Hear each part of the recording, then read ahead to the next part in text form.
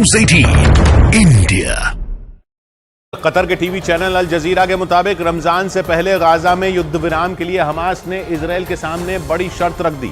Israel और Hamas के बीच रमजान में सीज फायर के लिए 3 दिनों तक बैठक हुई, लेकिन बैठक में युद्ध विराम पर सहमति नहीं बन सकी। और अल जजीरा के मुताबिक हमास ने तो इजराइल के सामने गाजा से पूरी तरह सेना हटा लेने की शर्त रख दी। अल जजीरा की रिपोर्ट के मुताबिक समझौते के लिए हुई बैठक के दौरान हमास ने इजराइल से दो टूक कहा कि वो उसके 134 बंधकों को तभी छोड़ेगा जब नेतन्याहू अपनी सेना को गाजा की धरती से पूरी तरह हटा लेंगे। लेकिन हमास की तरफ अपनाए गए सख्त रुख ने अमेरिका के राष्ट्रपति बाइडेन की उम्मीदों पर पानी फेर दिया, क्योंकि रमजान से पहले सीज फायर के लिए अमेरिका ने कतर और मिस्र के साथ मिलकर हमास और इजराइल के बीच समझौता कराने की कोशिश की थी। इसी हफ्ते मुस्लिम समुदाय का पवित्र रमजान महीना शुरू होगा, लेकिन हमास के रुख के बाद इस बात की आशंका बढ़ गई कि इजराइल की सेना गाजा में रमजान के महीने में भी हमले तेज कर सकती है। इधर गृह मंत्री अमित शाह ने आशा भोसले से मुलाकात की।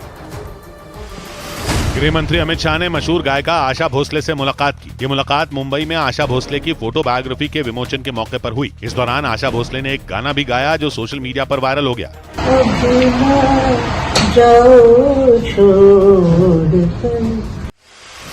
मद्रास हाईकोर्ट ने डीएमके नेता और तमिलनाडु सरकार में